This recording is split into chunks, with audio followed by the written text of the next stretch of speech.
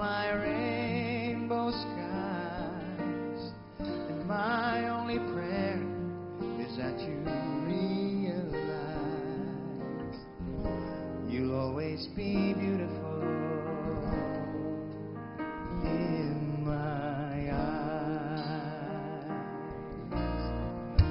The world will turn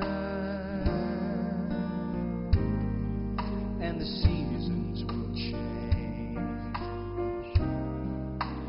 All the lessons we will learn will be beautiful and strange.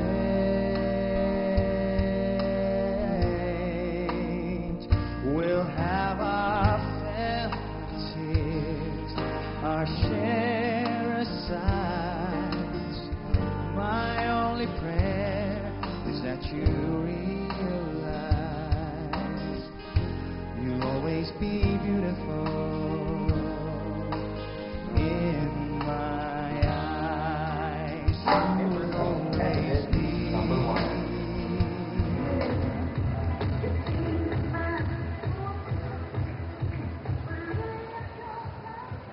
Take your envelope, please.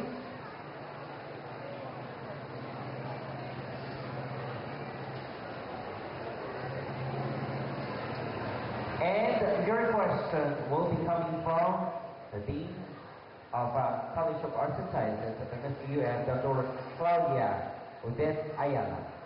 Hello, good evening. Good evening po. So this is my first time to be in Calawag, Quezon, actually. Para sa isang first time na mapunta dito sa inyong bayan, paano mo ilalarawan ang bayan ng Calawag? Ang Calawag po, masasabi ko, ang mga tao sa Calawag ay masaya.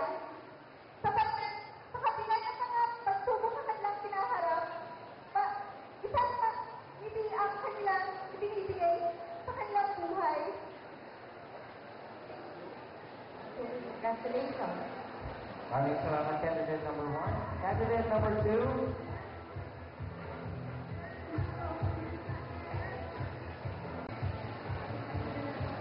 And the question will be coming from Engineer Leandro Visorte. Good evening. Ito lang yung tanong, ano? Ano ang isang bagay na iyong pinakaspriso sa paglaban mo ngayong gabi Binibining Calawag 2011? Ang isang bagay po na aking pinakaspriso sa paglaban mo ngayong gabi sa Binibining Calawag 2011 ay ang pagkakataong makasama ko ang aking mga kaibigan sa Cavite. Dahil palagi ko po sila makakasama, hindi ngayon po lumaban ako dito, hindi ko po masyado sila nabibigyan ng pansin. At mas binigyan ko itong pansin ng paglaban nito dahil ito rin po ang aking kagustuhan at kagustuhan ng mga tao nagsabi na ako po ang lalaban bilang representative ng barangay Sinagdayan. Thank you very much, candidate number 2. Maraming salamat. Next is candidate number 3.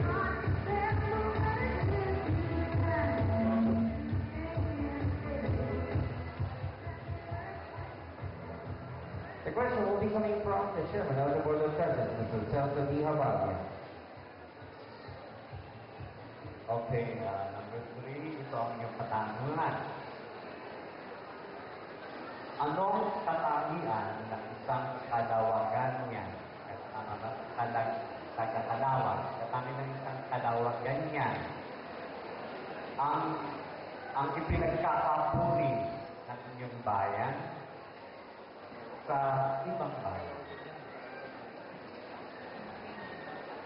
Ang isang katangian po ng isang kalawagenya ay ang pagiging resourceful. Resourceful po sila, malihain po sila sa kanilang mga malihain po sila sa pamamagitan ng kanilang mga kamay, pinapakita po nila ang kagandahan ng Calawag. Thank you.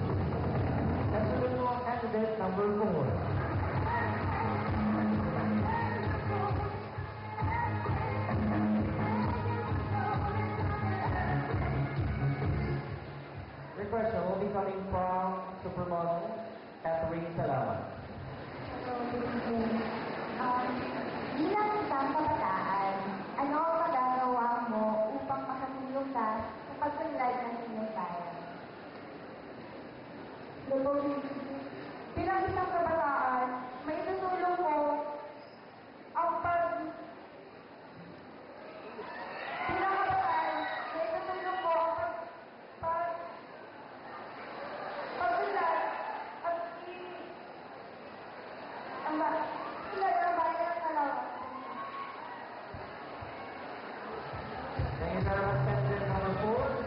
Next is candidate number 5.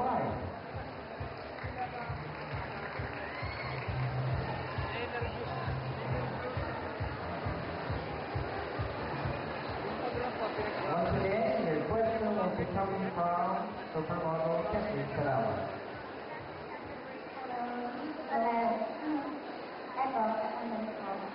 Ano ang tingin mo o paano mo masasabing nagtagumpay ang isang tao at bakit? Masasabi ko po nagtagumpay na ang isang tao kapag nagawa na niya ang lahat ng kanyang gustong gawin sa buhay. Pag nagkaroon na siya ng isang pamilya, simpleng pamilya at nakamit niya ang lahat ng gusto niya, mayroon na siya isang magandang trabaho. Maraming salamat po. Thank you very much, candidate number 5. Next to the show, candidate number 6.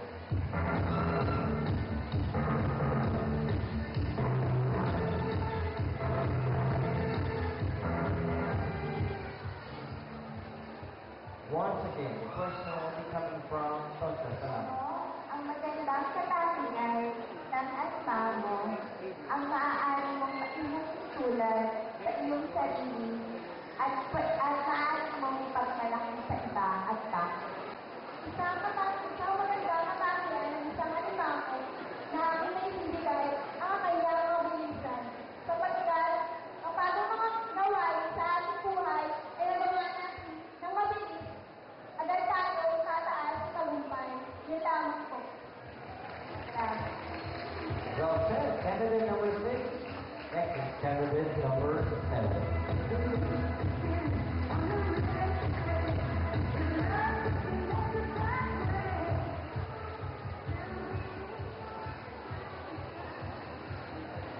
The question will be coming from Dr. Felix Ben